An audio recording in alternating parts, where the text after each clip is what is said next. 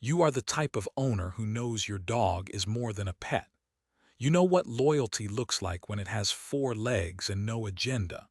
So when you hear that thousands of dogs served in war, bled in war, and died in war, and came home to nothing that should bother you, it bothered one veteran so much that he spent years trying to fix it. By the time the recognition arrived, his dog was already gone. But what happened at that ceremony changed him forever. This is not a story about a parade or a plaque on a wall. It is a story about silence, the kind that stretches across decades and covers something that deserved to be seen. Military dogs have served in nearly every major conflict of the modern era. They found enemies hiding in jungle brush. They calmed soldiers who could no longer sleep. They walked into danger without hesitation because a person they trusted asked them to. And for most of history, when the war ended, their contribution ended with it. No record, no rank, no recognition, just silence. The silence started long before anyone thought to question it. When soldiers came home from the wars of the 20th century, there were ceremonies. There were flags folded and handed to families. There were columns in newspapers and names carved into stone. The machinery of acknowledgement, however imperfect, existed for the people who served. For the dogs, there was no machinery at all. Dogs had been used in military operations for generations as messengers, as sentries, as search and rescue workers, as bomb detectors.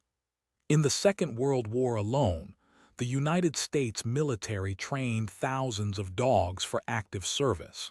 They were issued numbers.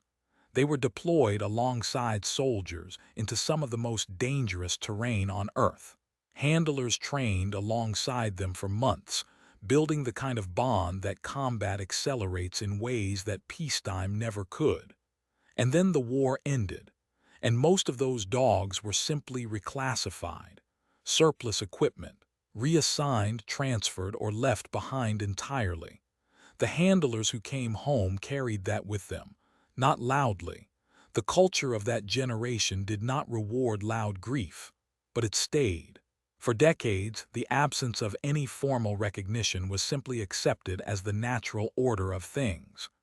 Dogs were tools of war, useful tools, even exceptional tools, but tools nonetheless. That was the official position, even if it was never quite stated out loud. It was the handlers who knew differently. Picture a man composite of the many veterans whose documented accounts echo the same pattern, sitting in a kitchen somewhere in the American Midwest, sometime in the late 1980s. He is older now. His hands are slower. On the table in front of him is a photograph, worn at the edges, showing a young soldier and a dog. Both of them look like they are ready for whatever comes next. The soldier is him. The dog is gone.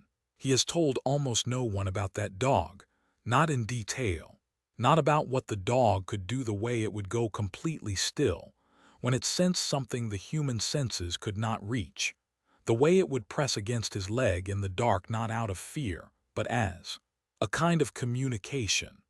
Not about the moment when the dog was injured on a patrol and he carried it back across ground that was still not safe, and he did not think once about leaving it behind.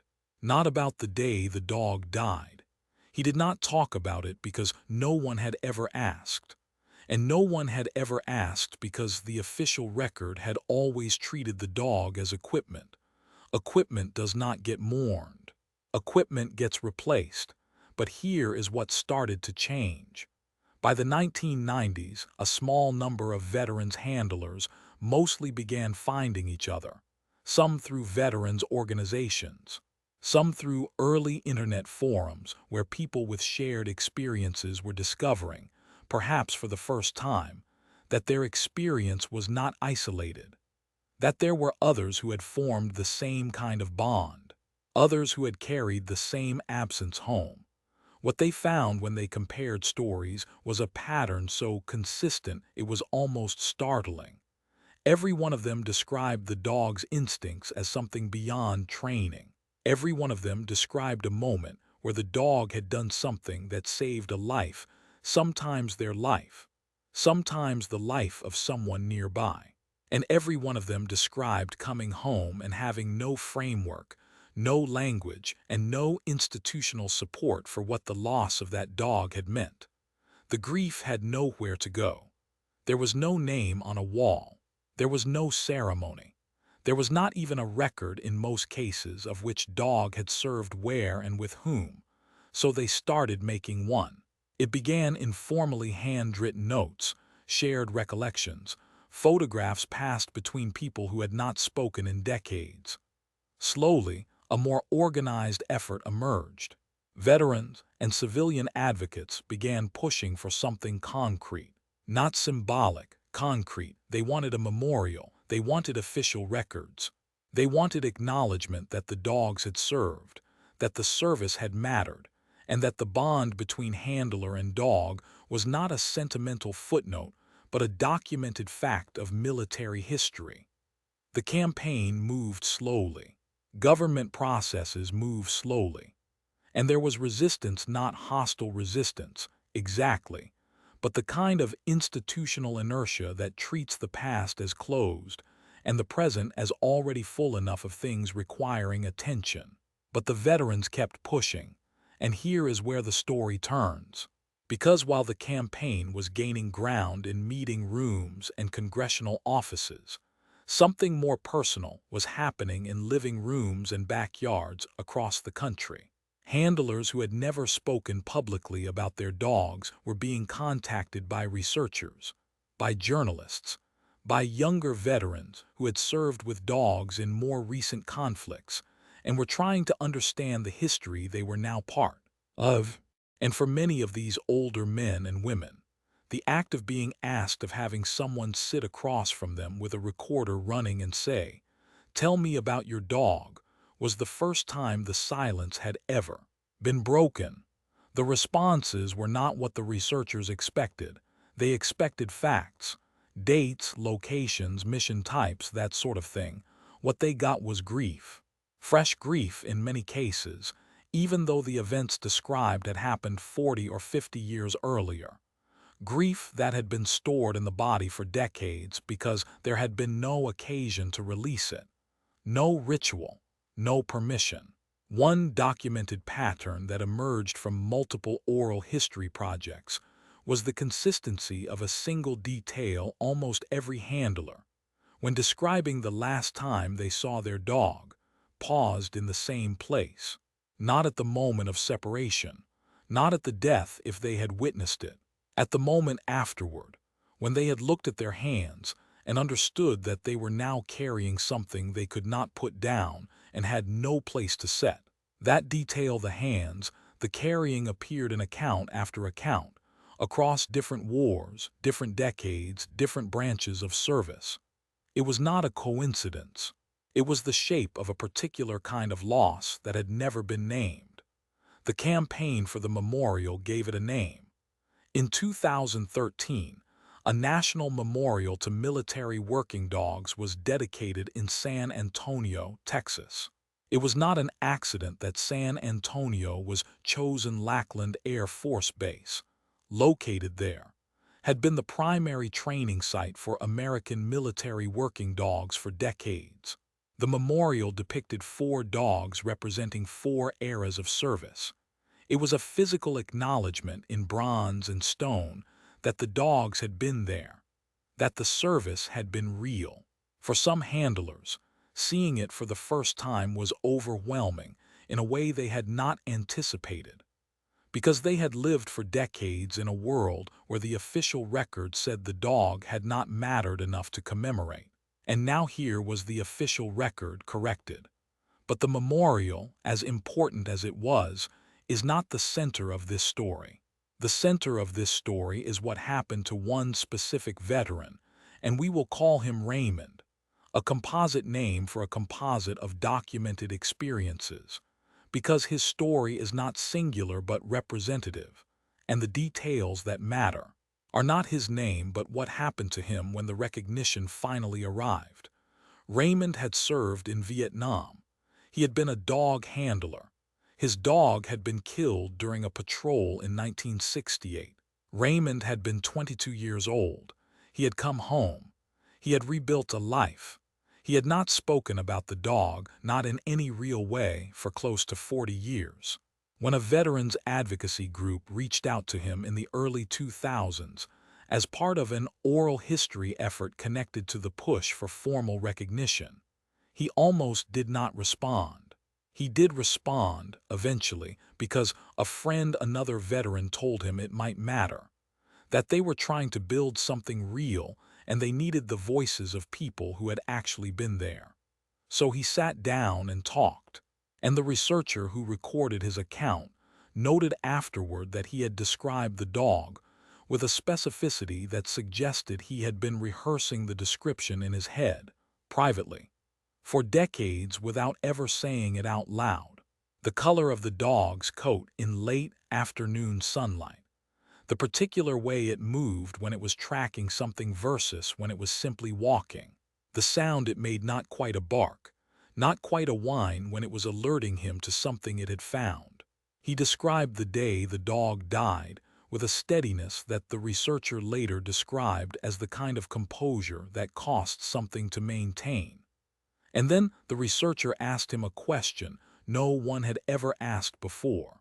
She asked, "What do you wish people understood about what that dog meant to you?" Raymond was quiet for a long time.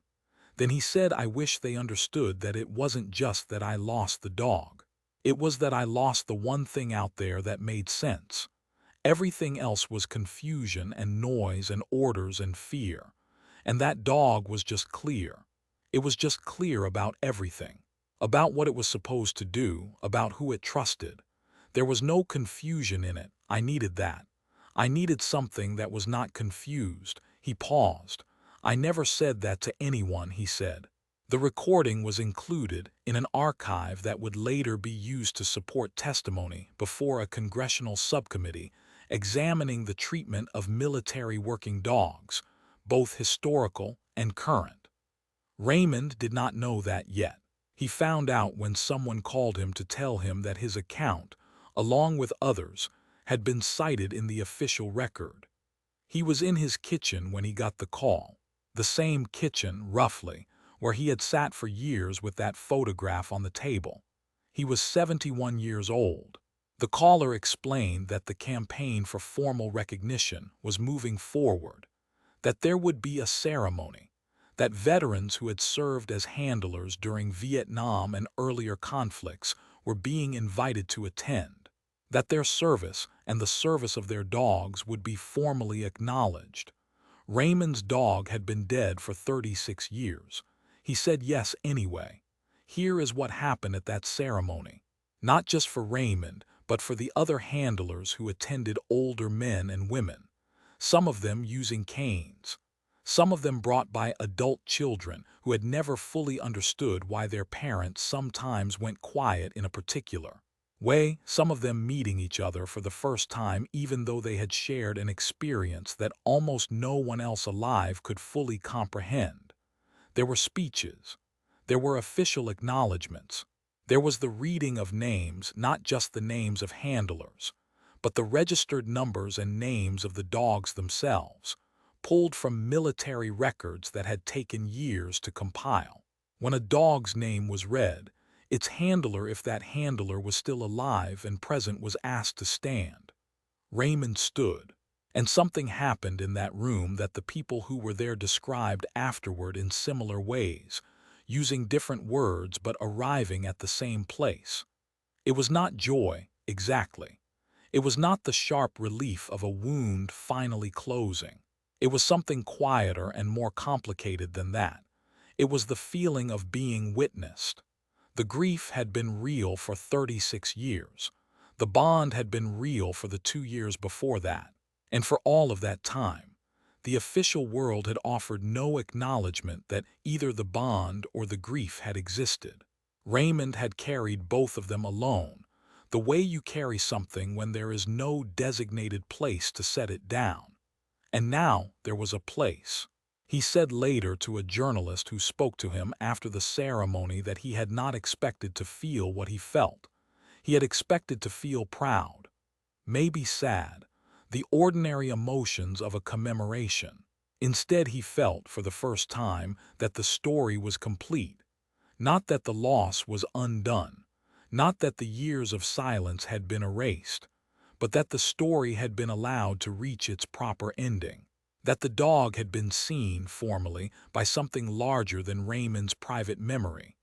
He had brought the photograph, the one from the kitchen table, a young soldier and a dog, both of them looking ready for whatever comes next. He left it at the memorial. That detail matters more than it might seem. For decades, Raymond had kept that photograph because it was the only acknowledgement he had, the only record that the dog had existed in relation to him. He kept it because the world had no other place for it. When he left it at the memorial, he was not abandoning the memory. He was trusting it to something larger. He was saying, this is now part of a record that will outlast me. The dog is in the record. The bond is in the record. The service is in the record. He did not need the photograph on the kitchen table anymore, because the photograph was no longer the only proof. That is what delayed recognition does when it finally arrives. It does not undo the past. It does not return what was lost. It does not fill the specific shape of what is missing. But it does something that nothing else can do. It tells the person who carried the grief alone that they were right to carry it, that the thing they were mourning was worth mourning, that the bond they formed was real enough to be put into the official record of human events. For handlers who had been told, implicitly or explicitly, that the dog was equipment, that the grief was disproportionate, that the bond was a complication rather than a fact, that acknowledgement was not a small thing. It was, for many of them, the moment the weight finally shifted. And the reason this story matters now, not just as history, but as something alive, is that the dogs are still serving. In every major military operation of the last 2 decades, dogs have been deployed. They have found explosives that would have killed soldiers.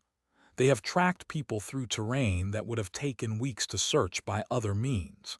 They have sat with their handlers in the dark between missions and done the thing that dogs do when they sense that a person needs grounding. They have simply been present. The recognition has improved. There are now regulations governing the retirement and adoption of military working dogs. There are records.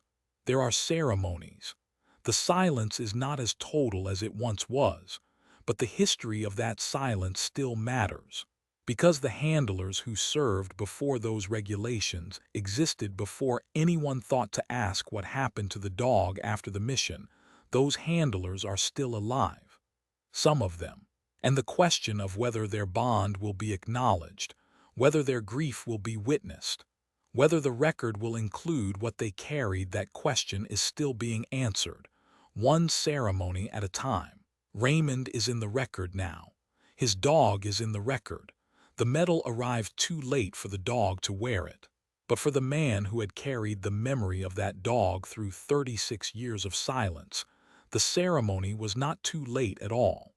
It was exactly on time. If this story stayed with you, if you found yourself thinking about the dogs who served without recognition, or the handlers who carried that silence for decades, share it with someone who would understand.